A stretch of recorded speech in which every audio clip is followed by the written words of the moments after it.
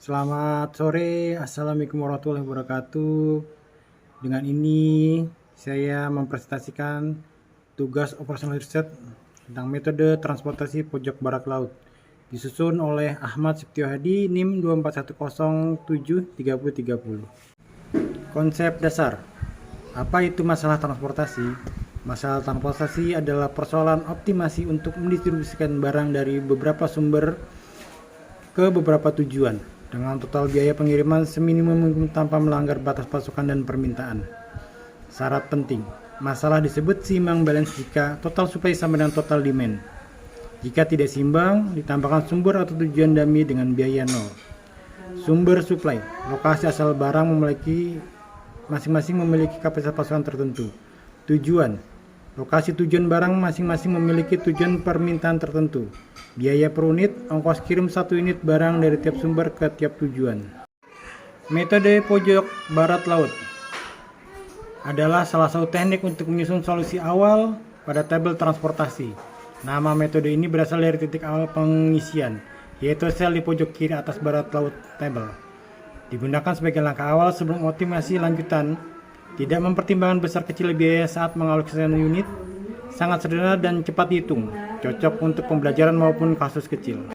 Langkah-langkah metode pojok barat laut. Mulai dari pojok kiri atas, pilih sel di baris pertama dan kolom pertama tabel sebagai titik alokasi awal.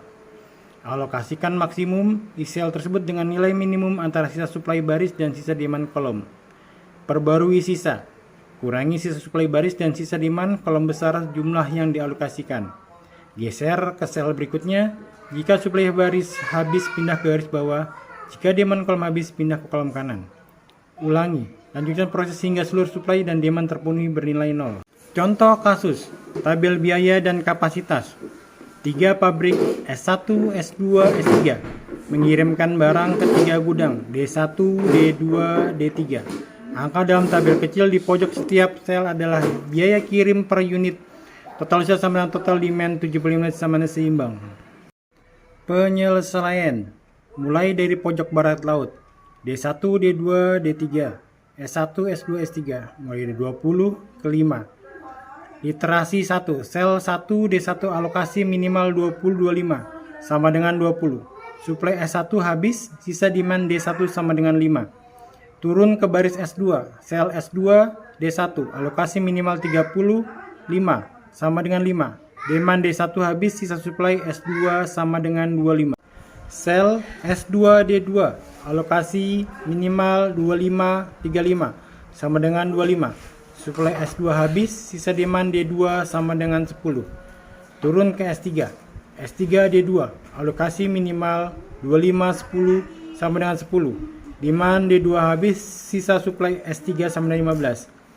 S3 D2 alokasi minimal 15-15 sama dengan 15. Suplai dan demand terakhir habis bersamaan. Selesai. Tabel solusi awal lengkap. Pada alokasi membentuk tangga menurun dari pojok kiri atas ke kanan bawah. Ciri khas metode pojok barat laut. 5 sel terisi sama dengan jumlah baris tambah jumlah kolom dikurang 1 sama dengan 3 tambah 3 dikurang 1 sama dengan 5. Solusi non-degenerat.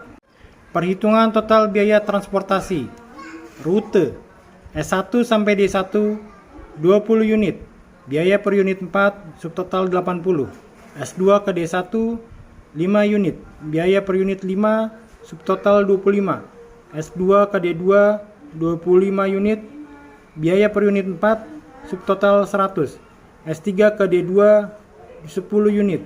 Biaya per unit 3, subtotal 30. S3 ke D3 15 unit. Biaya per unit 5, subtotal 75. Total 75 unit, subtotal 310. Kelebihan dan kekurangan. Kelebihan, perhitungan sederhana dan sangat cepat dilakukan. Mudah dipahami, cocok untuk pembelajaran dasar riset operasi. Tidak memerlukan analisis biaya yang rumit di awal. Selalu menghasilkan solusi layak untuk masalah yang seimbang. Kekurangan, mengabaikan besar kecilnya biaya saat mengalokasikan unit. Solusi awal yang dihasilkan seringkali jauh dari optimal. Tetap memerlukan uji optimalitas selanjutan. Kurang efisien untuk masalah berskala besar dengan struktur biaya kompleks.